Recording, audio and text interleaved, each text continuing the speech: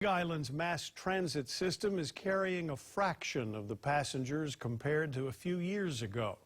It's an issue Always Investigating headed to the Big Island to look into.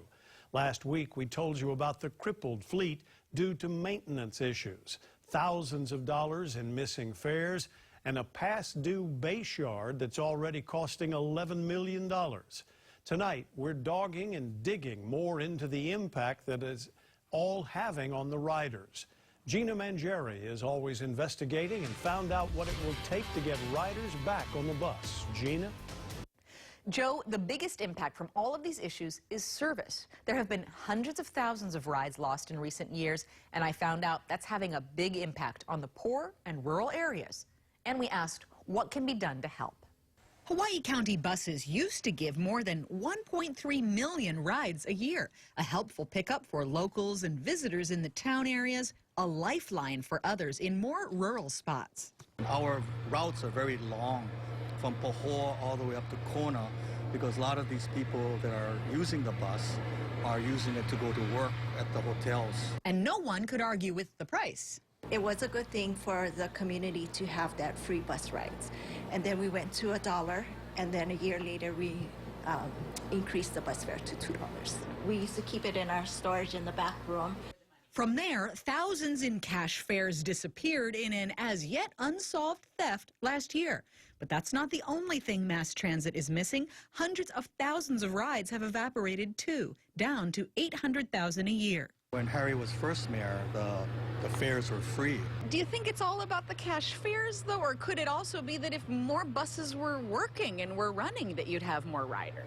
That's one of the things that is concerning to us. A crowded base yard is littered with broken down buses. About half the previous fleet is operational. Thousands of dollars a month are spent hiring private buses to patch some route gaps. But left in the dust are the areas most in need. Jen Ruggles represents part of Puna and is the County Council's Mass Transit Committee Chair. She talked to us from a Kona Council meeting while we were on Hilo side. My biggest concern is the level of service to Puna. I mean, Puna, we're the poorest district in the entire state. It's also the fastest growing, but has the most struggle with transportation. 30% of our population do not have vehicles. Those 30% are seniors, those are disabled youth, and those who cannot afford it. And so 30% of our population relies heavily on public transportation.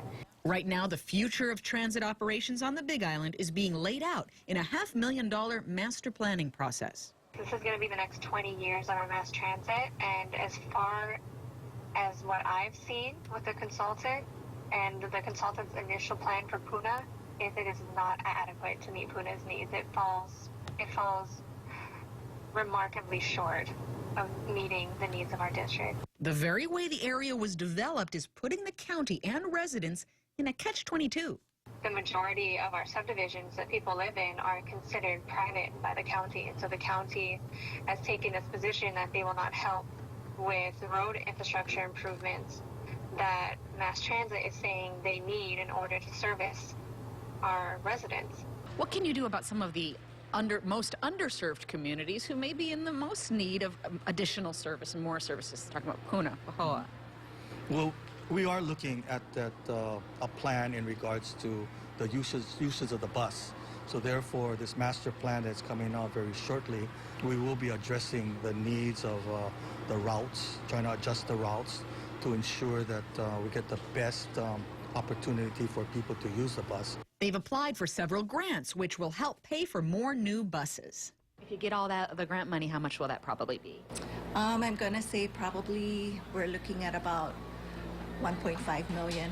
Also next year, they hope to move into the way overdue new bus yard to keep new buses nice and fix older buses faster.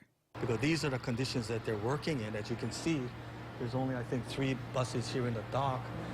All this other area here, you can see that they're not able to put the buses here. Lawmakers say it's not just about money, vehicles, space, or master planning. First of all, we need a director. It's been over a year. We haven't had a director.